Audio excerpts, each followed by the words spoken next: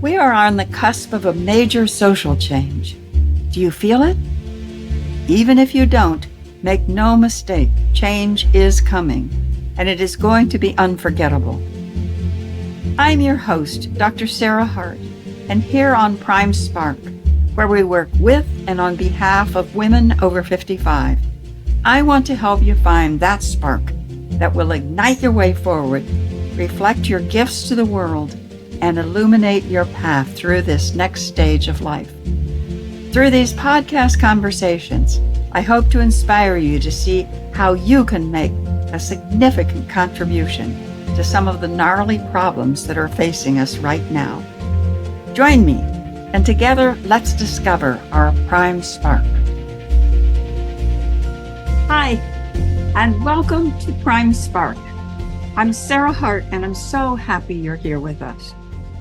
Prime Spark is designed for women over 55, or close, with a goal to help us all live our happiest, most fulfilling, and productive lives, now and in the future. The mission of Prime Spark is to change the way our society sees and treats older women. That's a big mission, which only means we all need to be involved and we need to get going now. And today I have the great pleasure of speaking with Sherrilynne Starkie, a woman whose work I really admire. Sherrilynne Starkie is an award-winning communications consultant, a problem solver, and a big picture thinker. She has an international reputation as a social media innovator, is a prolific blogger and podcaster. Her goal for her 50 Women Over 50 podcast is to talk with women over 50 to learn how they see the world, what lessons they've learned in life, and what advice they have for all of us. Welcome, Sherrilynne. I'm so happy you're here with us today. Hi, thanks for having me. So just in getting started, let me ask you, do you experience getting older? And if you do, what is that experience? And if you don't, why is it that you think that you don't? Oh, I definitely am experiencing getting older. There's no doubt about that. I mean, my back just every day tells me that I'm not as young as I used to be. So, yeah, so the experience of getting older is, oh my goodness, that would fill up the whole show, really, about the physical changes that, that you undertake, tire more easily, sore back, sore hip. I got arthritis in my thumb, which I think is from scrolling on my phone too much. Yeah, no, not to mention the nasty gray things that happen on your head and stuff now. So. Yeah, I think that a lot of that is true for a lot of us. Yeah. Well, I mean, it's better than the alternative, right? Yes, it is better than the alternative. We've got two alternatives, and this one is definitely better. I don't know. I'm sure you have this too. That a lot of women I talk to experience getting older, and then the negative part of it is usually the physical stuff. But there's so much of other stuff that's usually positive. So it's sort of a mixed bag. It is. It is. So tell me, Sherrilynne, why did you decide to start your podcast, 50 Women Over 50? And when was that? How long have you been doing it? I only started it I started working on it in September, but I published the first episode in October. So what happened was I'm turning 60 this year. And I was like, on my 59th birthday, I was kind of panicky. I was like, I'm almost 60 and I'm not even used to being in my 50s yet. And where is time going? Like, why is it going so quickly? And so, and at the same time, I was feeling kind of lonely and isolated. And that was due in part to, the pandemic. And up here in Canada, we had a lot of lockdowns. We spent a lot of time at home. We were separated forcibly from our families. But I really missed my girlfriends. Like I really missed talking to women my own age about things that interest us, women of a certain age. And so I have a friend who's a professional photographer, and she was doing a fundraiser essay photographing portraits of women over 50. And she called her project 50 Women Over 50. And I was one of the women. And so it was always in the back of my mind. So I contacted her and said, hey, I'm thinking about doing this podcast and I want to kind of steal your idea, because it's great to see your essay of Women on the Wall, but what are the stories behind these faces? And so she said, go for it. And she was my very first guest.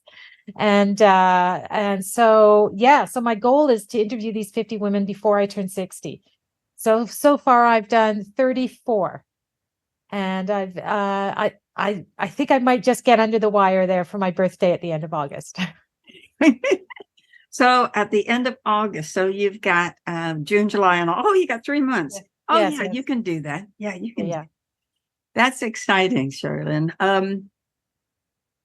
And are you working in conjunction now with her, or did you just? No, I just thought it was important, since she was the inspiration, to have her as my first guest. And no, I'm not working with her in conjunction. It's my project. Yeah. Yeah. Oh, I love it. I'm really enjoying it. And I'm just having some great conversations with women that I would never have had the opportunity to meet and spend an hour with and talk about, just life and, kind of more esoteric things than just, day-to-day things. I'm really, really enjoying it and learning a lot. Fantastic. Yeah, I have, with this podcast, I have found that one of the best things about it are the women that I've met. Oh, yeah. It's amazing. I love it. Yeah. I make a commitment to each one of the women that I interview that I will share their content in my feeds forever. And so now my feeds are constantly filled with story, like the relationships continuing past the interview because we're integrated on social media. Oh, I love it. What a wonderful idea. It's really great. So what do you find that the women that you interview most often speak about? Are there topics that come up frequently? Number one is it's me time. It's me time.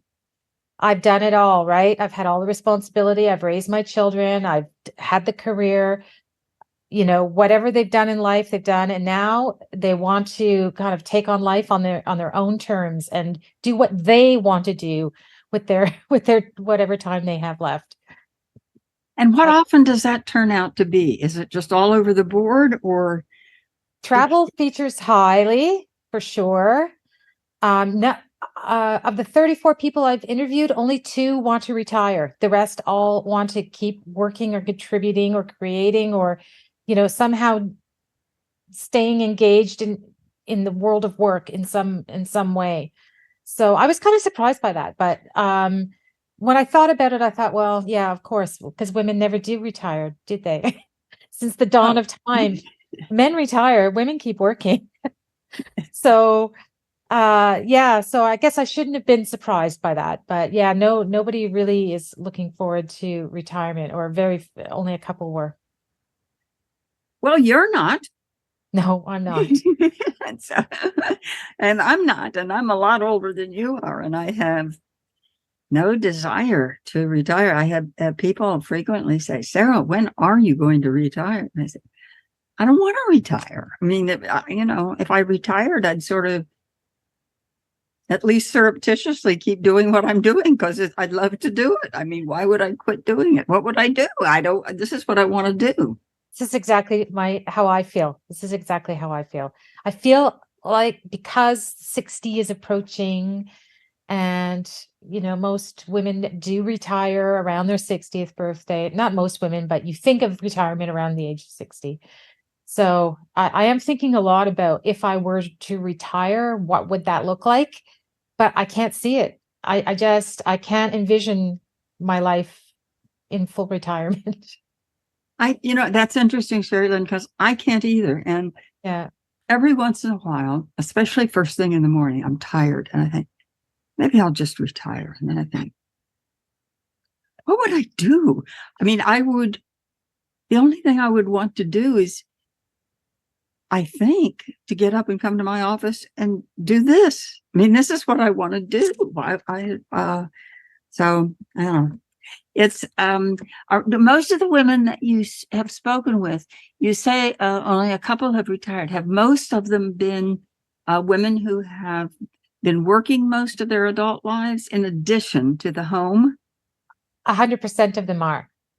Yes, 100% of them are. I haven't,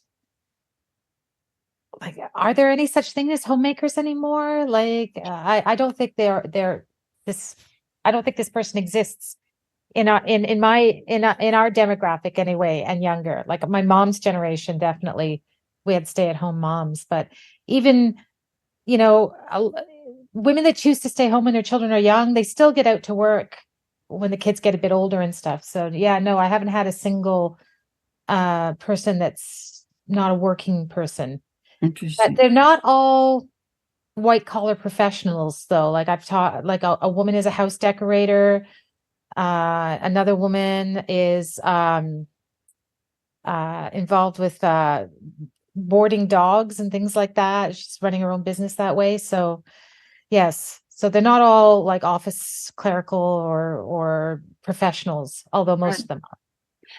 And so most of this, what you just said, is that most of the women that you've spoken to are inside an organization rather than running their own business. No, many of them are running their own businesses now, having left.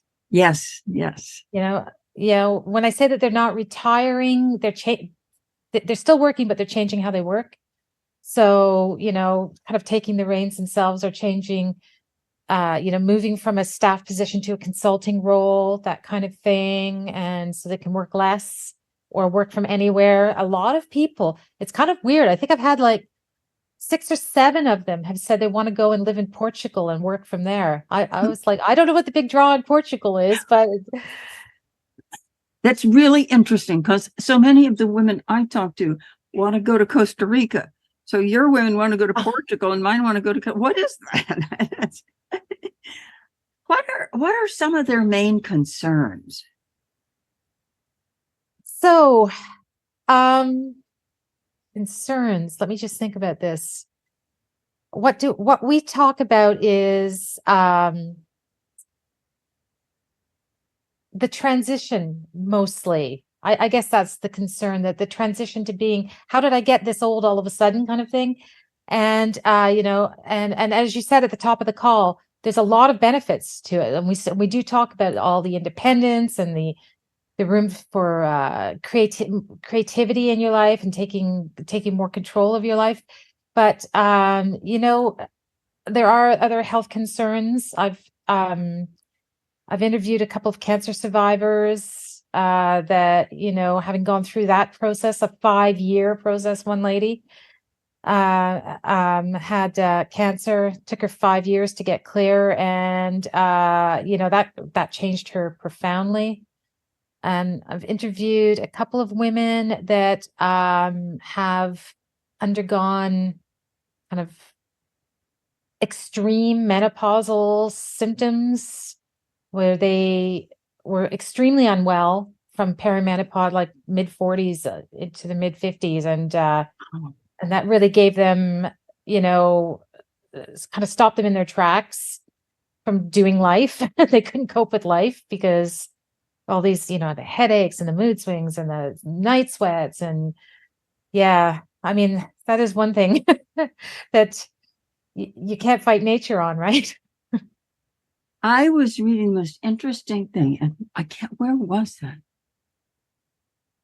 It was in the newspaper yesterday, I think. Doesn't matter, but it was very recent, and it was, and more women are talking about this now. Why have we been tricked about menopause, or something like that? And basically it was, why aren't we talking about this? There's 500,000 women who are going to be menopausal just in the next five years or so. Yes.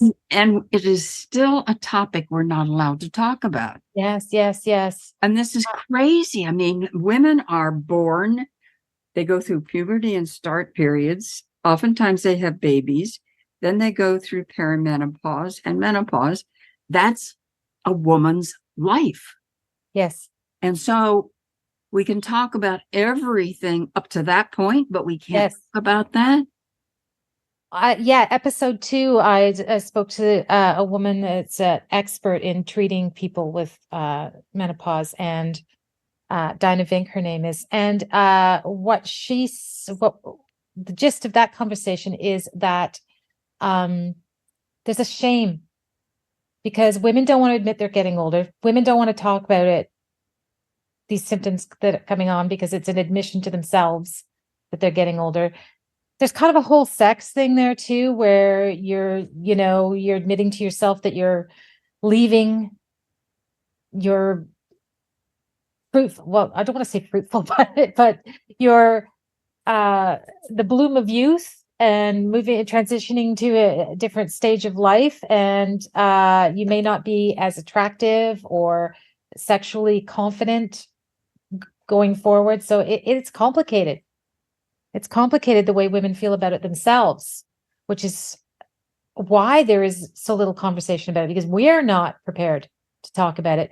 We're not even prepared to admit it to ourselves, much less talk about it with our girlfriends or give interviews about it. So yeah, it's complicated.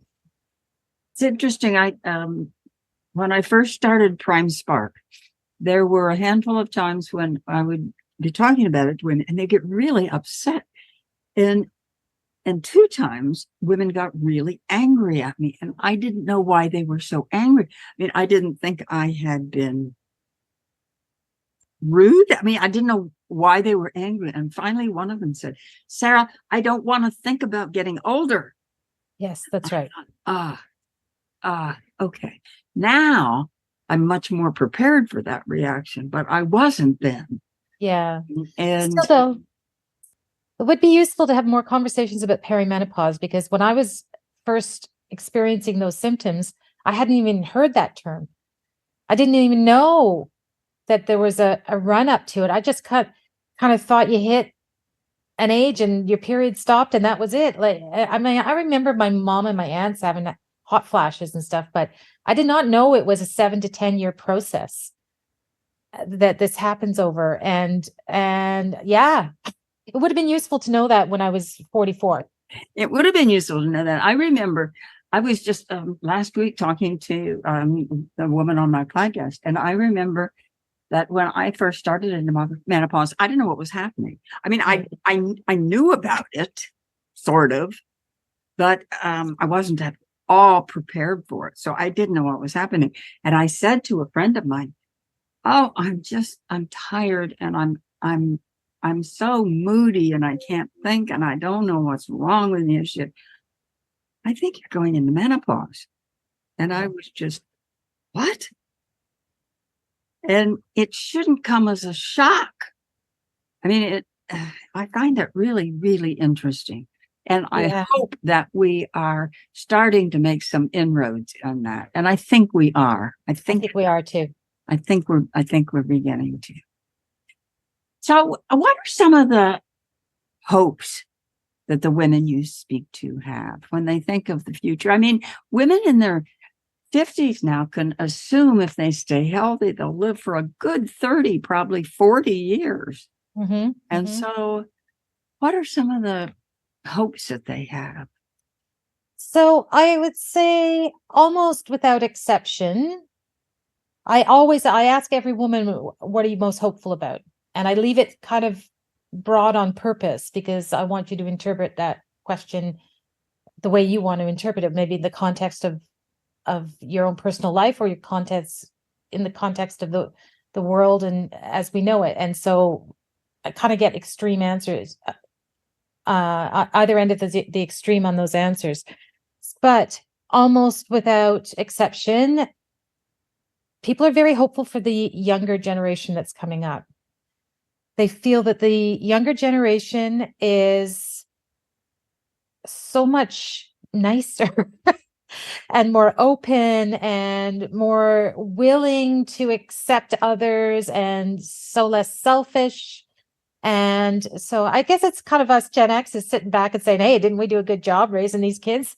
but they are really, really hopeful that the young generation is making some important changes in society, and that they are going to fix all the problems that we are facing right now on this planet, including, climate change and the geopolitical situation and, kind of the migrations, epic migrations that are happening around the planet right now. And so, yeah, I would say that very optimistic for the future of the planet, and it's because of the young people. I'm with them on that. Yeah. I feel that way too. And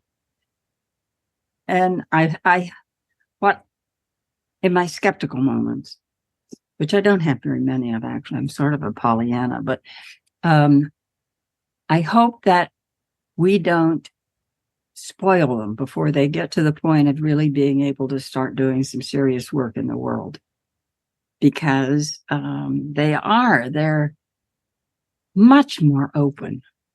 Yes.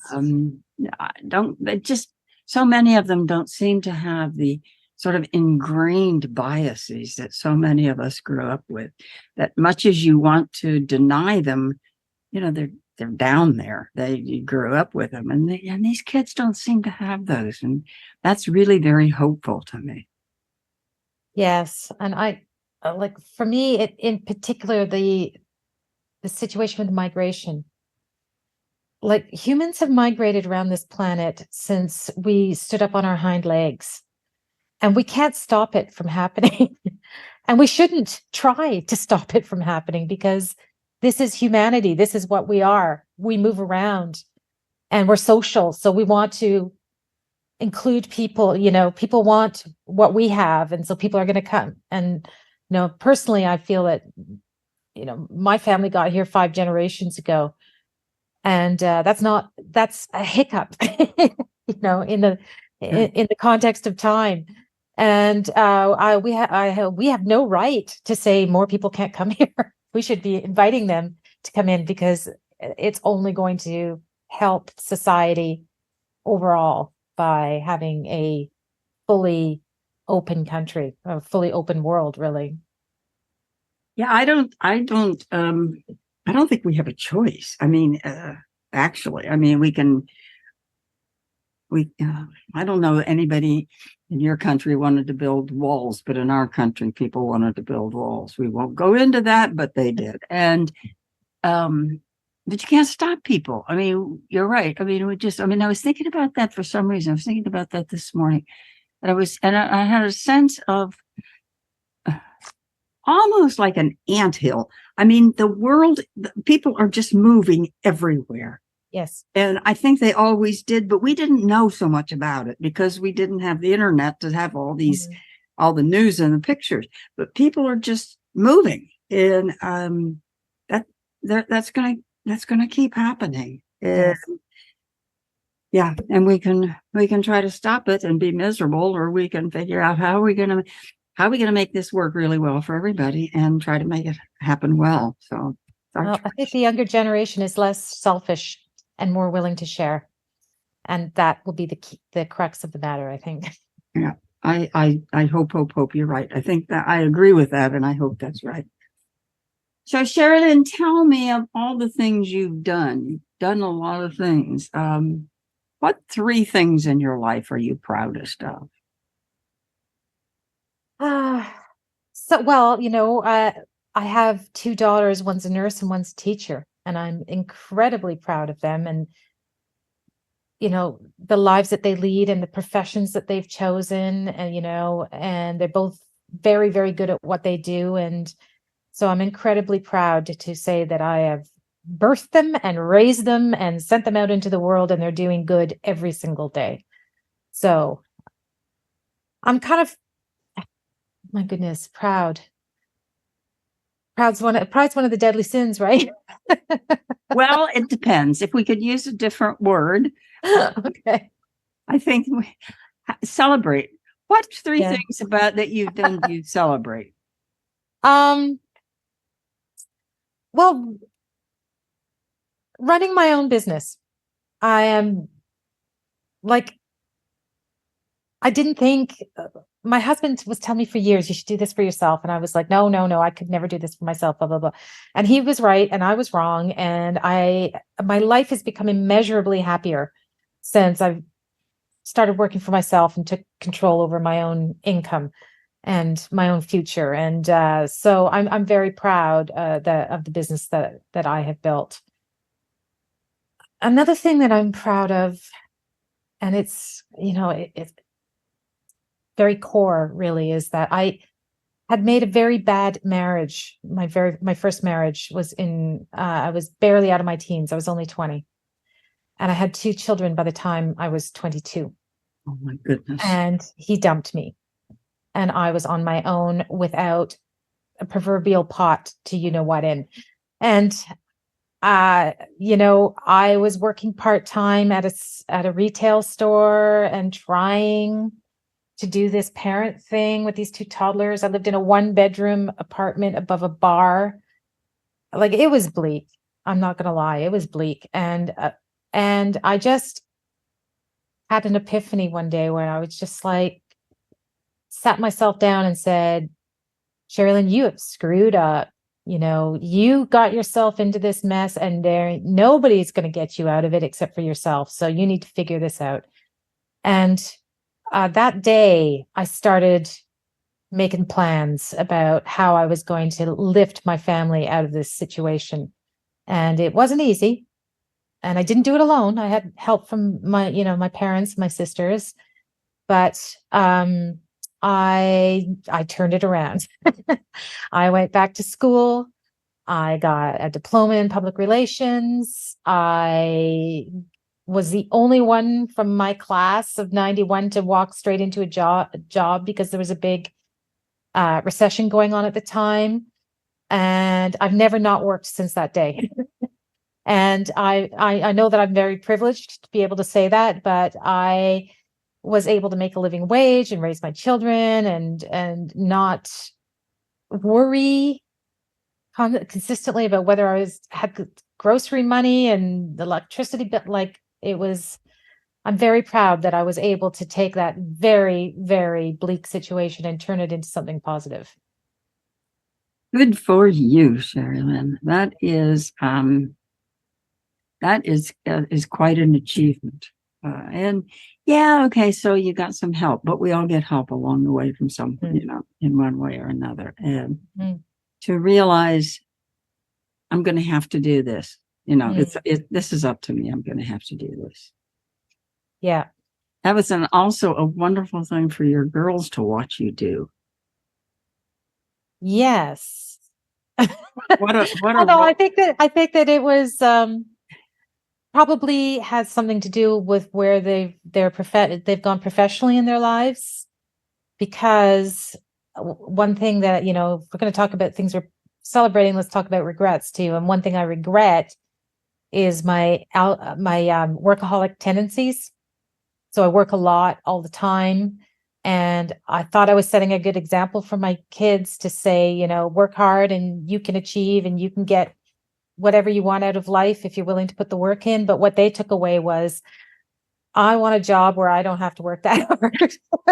But I think that's one of the things that's good about the new generation. Yeah. I mean, they watched us and they said, I'm going to work and I'm going to make money and I'm going to be happy, but I'm not working like that. Yeah, that's exactly it. Yeah. So they both wanted jobs that, well, I mean, they couldn't have foreseen the whole mobile phone trend, but they wanted jobs that when you left work, you left work. I don't think there's any jobs that are like that now. I don't think there are any jobs like that. Yeah. I think, I was in HR for 1,000 years ago. And I remember one of there used to be all sorts of seminars for HR leaders on how are we going to help our employees with all their spare time after we have all the computerization and there's so much time saved. Yeah, right. Yeah. Yeah, well, now we can work 24/7. Thank you. Right. Yes, that's right. Yeah. That's right. And so, Sherry, what's next? What dreams do you have that you've had a lot of successes? What do you see down the road that's still lurking there? Oh, I want to write a book. Like, that's on my bucket list. I've made a living as a writer, and to be truthful, like that kind of took some of the joy out of writing, if you know what I mean. When you have to do it for a living, it's not so much fun anymore.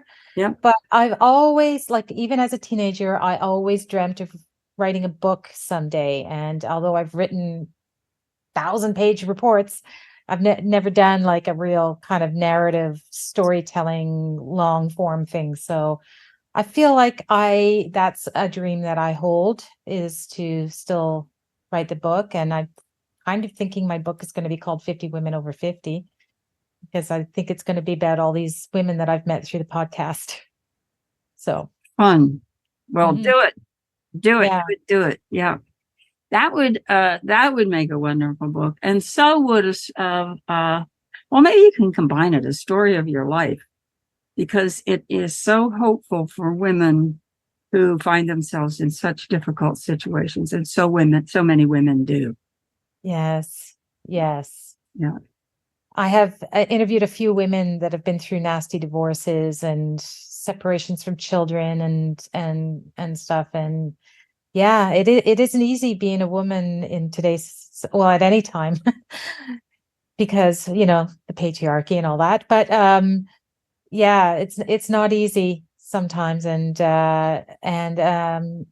I'm noticing in my analytics for my podcast that I'm getting some younger women actually listening to it, and I'm happy about that. Yeah. They're listening to what we're putting out there, and hopefully learning, so they don't have to figure it all out for themselves.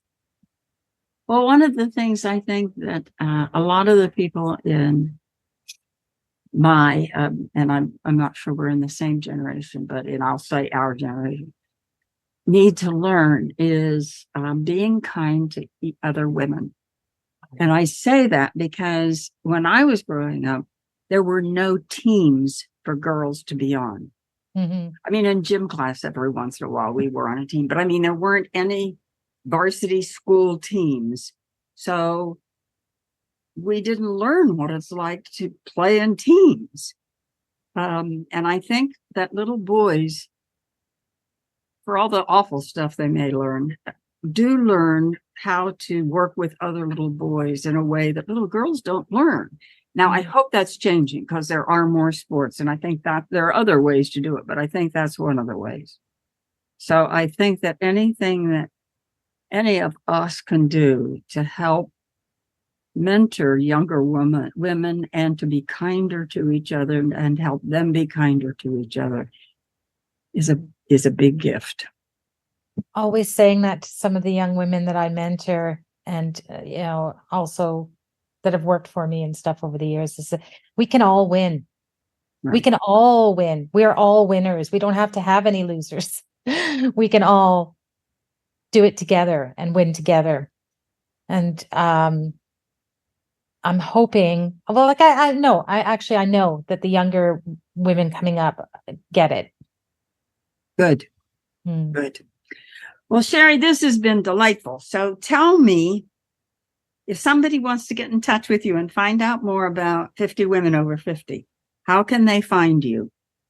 So if you just Google Sherrilynne, you're going to find me. I'm all over the internet, but my podcast is 50 Women Over 50. It's in all the places that you would normally find a podcast. I'm on all the platforms. And please do reach out and ping me, and I would love to be your Facebook friend or your LinkedIn connection. So should they go to Sherrilynne, or should they go to 50 Women Over 50, or either? Either. Okay. Yeah, either. Okay. You will find me. Great. So that's our time today. Please join us again.